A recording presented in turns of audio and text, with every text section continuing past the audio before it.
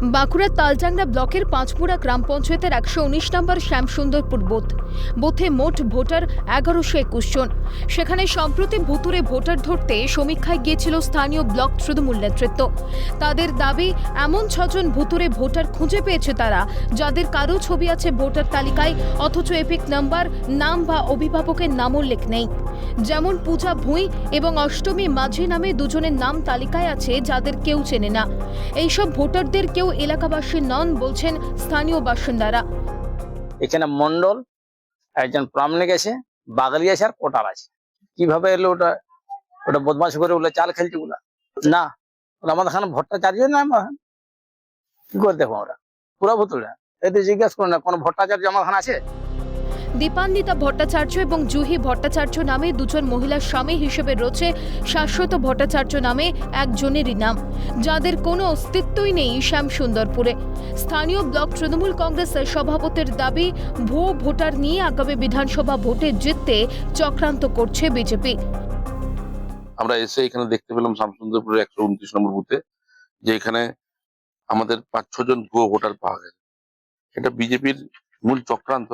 এই চক্রান্ত করে তারা দিল্লির মসনদ জয় করেছে। তারা চাইছে পশ্চিমবাংলাতেও এইভাবে ভোটার লিস্টে নামকে বাড়িয়ে দিয়ে, কিছু নামকে বাতিল করে দিয়ে, যাতে তৃণমূল কংগ্রেসকে হারিয়ে এখানে মসনদ জয় করতে পারে, সেই লক্ষ্যে তারা এটা করেছে। কিন্তু আমরা যে নির্দেশ অনুযায়ী আমরা সমস্ত কর্মীরা সজাগ আছি। প্রত্যেকটা বুথে বুথে আমাদের কর্মীরা ঘুরছে এবং আমরা ভুয়ো ভোটার লিস্টে যেটা আছে নাম, সেগুলো বাদ দেওয়ার প্রক্রিয়া চালু করেছি এবং নির্দেশ অনুযায়ী আমরা সেই কাজ করেছি। হ্যাঁ, পাওয়া গেছে। দীপান্বিতা ভট্টাচার্য, ওনার আরেকজন জুহি ভট্টাচার্য, তাদের স্বামীর নাম হচ্ছে শাশ্বত ভট্টাচার্য। তাহলে 2 জন মহিলা, 1 জন স্বামী। এবং ভট্টাচার্য ফ্যামিলি এখানে, মাঝি ফ্যামিলি এই গ্রামে নেই, তাদের নামেই লিখতে হবে। বিজেপির পাল্টা দাবি, পুরোটাই নিজেদের ভোট ব্যাংক বাড়ানোর খেলা তৃণমূলের। পশ্চিমবাংলায় তো ওদেরই সরকার, ওরাই সফল হচ্ছে, ভুতুড়ে কাজকর্ম ওদেরই, ওরাই ওদের ভোট ব্যাংক বাড়ানোর জন্য এসব করে রেখেছে। এইসব বিজেপির ওরা নির্বাচন কমিশন দোষ দিচ্ছে। যুক্তরাষ্ট্রীয় পরিকাঠামোতে এইভাবে হয় না।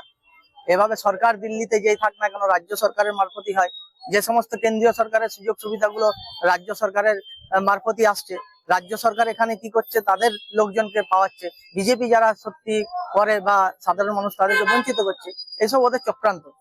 হ্যাঁ, ওদের ভোট ব্যাংক বাড়ানোর জন্য করেছে ওদের। এরপর এইসব আর হবে না। আমাদের বুথ পর্যন্ত শক্তিশালী চাই, আর ভুয়ো ভোটার এবং ভোট জাম্প হবে না। আগামী দিন আমরাই 7 থেকে 7টা বিধানসভা জয়লাভ করব। ভোটার তালিকায় মিলছে গরমিল, এপিক বিভ্রাটের কথা স্বীকার করেছে নির্বাচন কমিশনও। আর রাজ্যে চলছে দোষারোপ পাল্টা দোষারোপের খেলা। এই গোলমালের মধ্যে নির্বাচন প্রক্রিয়া আদৌ স্বচ্ছ হবে তো? বাঁকুড়া থেকে স্বরূপ রায়ের রিপোর্ট, ক্যালকাটা নিউজ।